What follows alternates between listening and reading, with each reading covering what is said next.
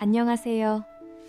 구독과 좋아요를 해주세요. 역사 속에서 가장 위험한 무대가 어디냐고 물으신다면 많은 분들은 전쟁터를 떠올리실 겁니다. 하지만 정말로 무서운 곳은 따로 있습니다. 화려한 외관 뒤에 숨겨진 칼날 같은 말들이 오가고 잠깐의 실수가 죽음으로 이어지는 그곳 말입니다. 바로 조선의 궁궐입니다. 이곳에서는 누군가는 왕자에 올랐고 누군가는 종의 신분에서 벗어날 수 없었습니다. 같은 남자의 여인이 되었지만 완전히 다른 길을 걸었던 두 여성의 이야기를 지금부터 풀어내 보겠습니다. 1400년대의 초입 조선 왕실은 여전히 흔들리고 있었습니다. 국가 건설 직후에 정치적 혼란이 정리되지 않은 시점이었거든요. 그 혼란 속에서 한 분의 여인이 왕비 자리를 차지하게 됩니다. 민씨성을 가진 원경왕후가 그 주인공입니다. 그녀는 새로운 나라의 건설 과정부터 옆에 있었던 여인으로 강한 의지와 흔들리지 않는 신념을 지니고 있었습니다. 왕비라는 위치가 요구하는 책임감을 누구보다 무겁게 받아들였을 것입니다. 원경왕후가 통치하던 궁의 분위기는 엄격함과 질서로 특징 지어집니다. 그녀는 왕실 내의 모든 관례를 정립하고 후궁들의 언행을 세밀하게 관찰했으며 심지어 왕의 결정에도 자신의 의견을 제시했습니다. 이는 당대 왕비로서 마땅히 해야 할 역할이었습니다. 왕실의 위상을 지키고 후궁들 사이의 다툼을 억누르며 왕 자신의 행동까지도 바로잡아야 했으니까요. 원경왕후는 이 모든 역할을 몸소 수행했습니다. 때로는 남편에게도 때로는 경쟁 관계의 여인들에게도 냉정한 판단을 내려야 했습니다. 역사의 기록들을 들여다보면 원경왕후는 정말로 엄격했습니다. 자신이 정한 규범과 예법을 모두가 따르도록 강제했습니다. 이러한 방식이 따뜻하거나 친근할 수는 없었습니다. 그렇지만 반드시 필요한 선택이었습니다. 새로 건립된 왕조가 굳건히 서려면 왕실 자체가 모범을 보여야 했기 때문입니다. 원경왕후의 엄격함은 조선이 탄생하는 과정에서 피할 수 없었던 선택이었던 것이죠. 그렇다면 신빈이라는 여인은 어떤 신분의 인물이었을까요? 궁에 입궁했을 당시 그녀의 위치는 원경왕후의 시종으로 더 정확하게는 종의 신분이었습니다. 신분도 낮았고 공식적인 지위는 전혀 없었습니다. 두 여인 사이의 격차라면 하늘과 땅을 비유할 정도로 컸습니다. 한쪽은 국가 최고 여성으로 대접받는 왕비였고 다른 한쪽은 그저 부리는 종일 뿐이었으니까요. 그런데 신빈에게는 다른 무언가가 있었습니다.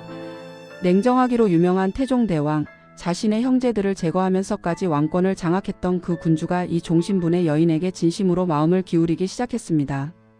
1400년대의 초중반 무렵 신빈은 태종의 자식을 낳게 됩니다. 함령이라 불린 왕자가 처음으로 태어났고 그 뒤로 운령이라는 또 다른 왕자도 세상에 나옵니다. 놀라운 것은 이들의 탄생이 원경왕후에게 극심한 위협이 되지 않았다는 사실입니다.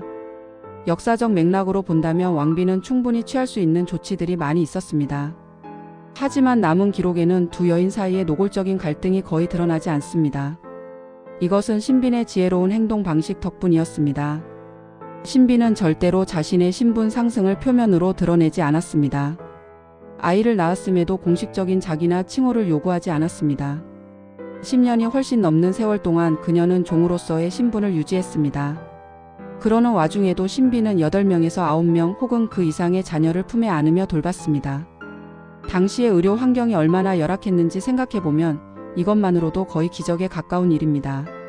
출산의 위험으로 생을 마감하는 여인들이 많았던 시대였거든요. 신빈이 매 순간마다 아이를 낳을 때마다 원경왕후의 감정을 세심하게 살펴야 했을 것입니다. 한 걸음의 실수도 자신과 자녀들 전체를 위협할 수 있는 상황이었습니다. 그럼에도 신빈은 그 위험한 환경 속에서 자신의 안전한 자리를 잃지 않았습니다. 이는 단순한 운의 문제가 아니라 정교한 전략이었습니다. 신빈은 정치의 흐름을 읽는 뛰어난 감각을 타고난 것 같습니다. 1414년이 되면서 변화의 물결이 밀려옵니다. 신빈의 장자인 함령군이 공식적인 왕손의 자기를 받으면서 신빈도 드디어 신령옹주라는 지위를 얻게 됩니다. 10여 년이라는 긴 세월을 참은 끝에 얻은 공식적인 인정이었습니다. 더욱 흥미로운 것은 태종이 지방의 여러 고을을 순시할 때 신빈을 자신의 곁에 데려갔다는 기록입니다. 이는 극히 드문 일이었습니다.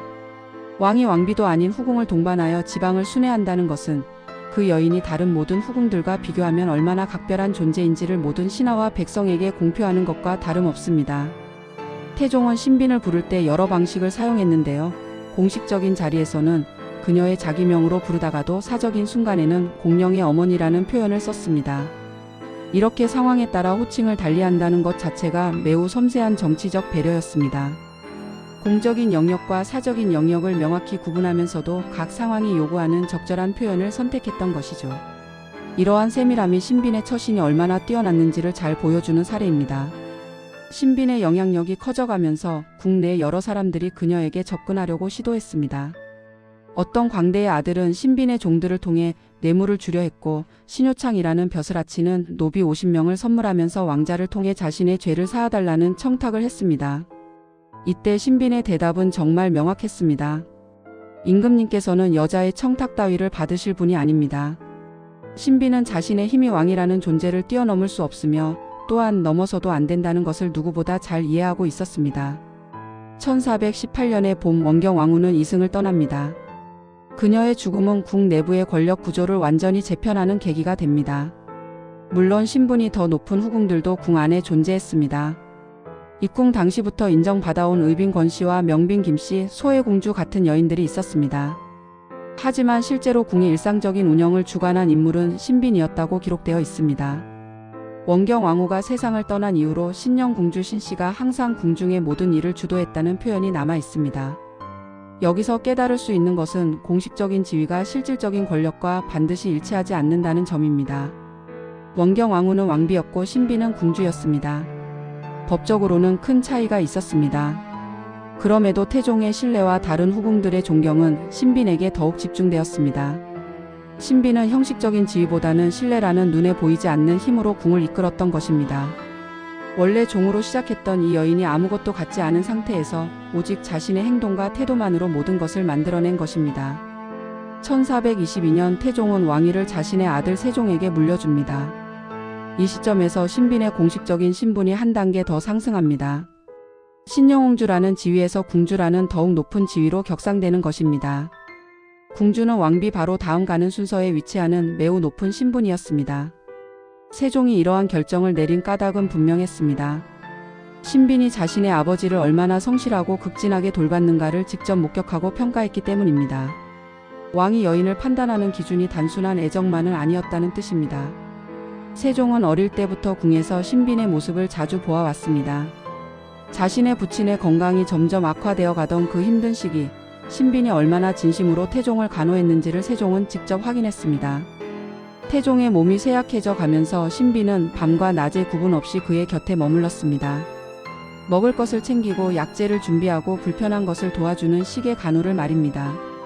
역사의 기록에는 오랫동안에 걸쳐 간호의 책임을 맡았다는 문구가 반복적으로 나타납니다. 1422년의 봄날 태종은 마침내 그의 생을 마감합니다.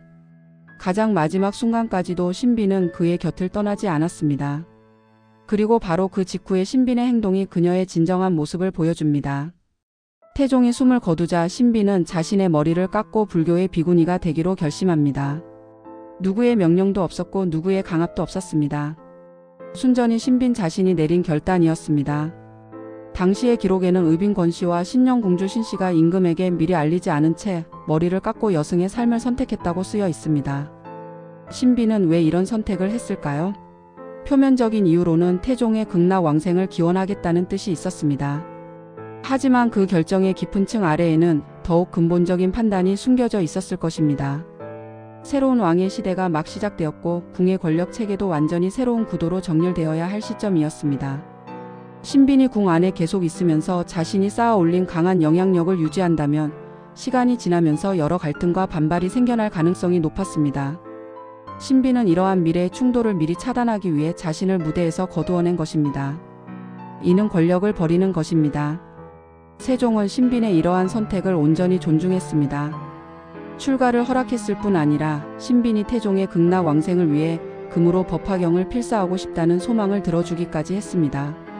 세종은 궁의 관리들에게 지시를 내려 그 작업에 필요한 모든 도구와 재료를 갖추게 했으며 청용사라는 절의 승려 정순을 그 일의 책임자로 임명했습니다. 이것은 후궁에 대한 최고 수준의 대우였습니다.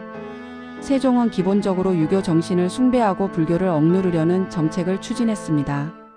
이를 숭유억불의 정책이라고 부릅니다. 그럼에도 세종은 신빈을 위해 이 원칙을 깨뜨렸습니다. 비판을 받자 세종은 이렇게 대답했습니다. 본래 이것이 옳지 못하다는 것을 알지만 신빈의 바람이 정중하고 절절해서 멈추게 할 수 없노라. 신빈의 황금 법화경은 1423년 세종 5년에 완성되었습니다. 당시의 기록을 보면 세종이 한 여인을 위해 술을 올리려고 궁으로 들어갔을 때 그 상에 담긴 고기의 분량이 다른 상에 담긴 것보다 작았다는 일화가 나옵니다. 세종은 이것을 왕실의 위엄을 손상시키는 일로 여겼습니다. 세종은 즉시 그 의식을 주관하던 담당자들을 부르고 엄하게 질책했습니다. 신빈에 대한 예우를 얼마나 중요하게 여겼는지를 보여주는 사례입니다. 1400년대 중반 무렵 신빈은 비구니의 신분으로 소박한 삶을 영위하게 됩니다. 태종을 위해 하루하루 기도하고 불경을 손으로 써내려가며 명상의 시간 속에서 세월을 보냈을 것입니다. 그렇게 10여 년이 더 흘러갑니다. 1430년대 초반에 이르러 신빈은 그 조용한 삶의 마지막을 맞이합니다.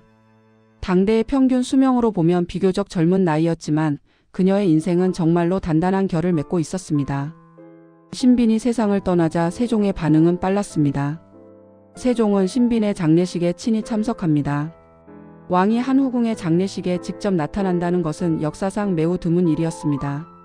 세종은 신빈의 시신을 정중하게 다루기 위한 수의를 직접 하사했으며 장례에 필요한 모든 물품과 절차에서 어떤 검소함도 드러내지 않았습니다.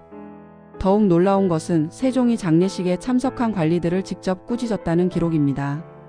가장 작은 실례라도 용납하지 않겠다는 뜻이었습니다. 이는 국모에 견줄 만한 수준의 대우였습니다. 법적으로만 본다면 신빈은 세종의 후궁이었습니다. 그럼에도 세종은 신빈을 자신의 어머니와 같은 위상의 존재로 대했습니다. 이것이 신빈이라는 여인이 역사 속에서 가진 진정한 의미였습니다.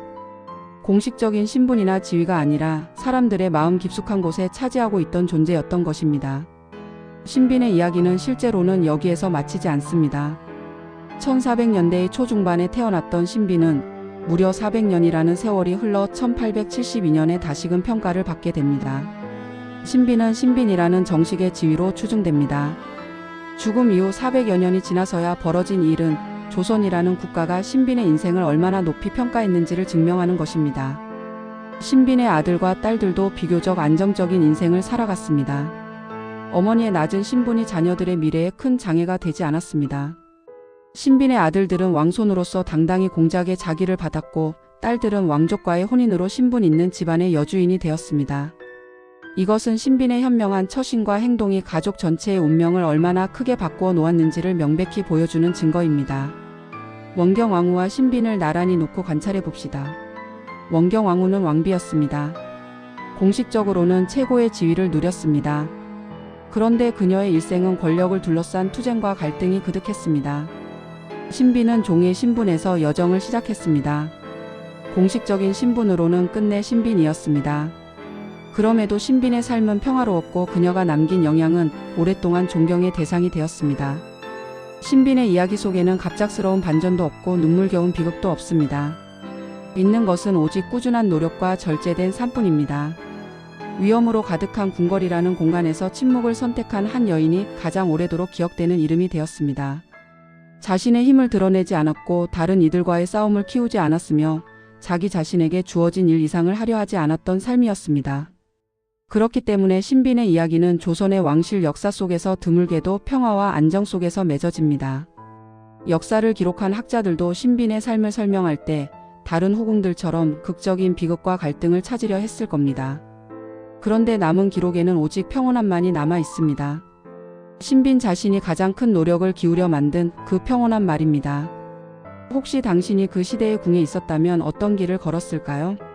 왕비의 자리에 오르기 위해 발버둥 치는 길을 선택했을까요? 아니면 침묵 속에서 믿음을 천천히 쌓는 길을 걸었을까요? 신빈의 삶이 우리 모두에게 던지는 질문은 바로 이것입니다. 진정한 영향력이란 무엇인가? 공식적으로 인정받은 지위일까요? 아니면 사람들의 내면 속에 굳건히 자리 잡은 신뢰일까요? 역사 그 자체가 신빈에게 대답을 제공했습니다. 세종이 신빈의 마지막 예식에 몸소 나타나 어떤 예우도 아끼지 않았을 때, 궁 안의 모든 사람들이 신빈의 진정한 가치를 인정했을 때, 그리고 무려 400년 뒤에 후손들이 신빈을 다시 한번 높이 평가하고 추증했을 때, 역사는 이미 우리에게 분명한 메시지를 전해주고 있었습니다. 조용함이 절제가 그리고 신뢰가 결국 가장 강력한 힘이라는 그 진리 말입니다.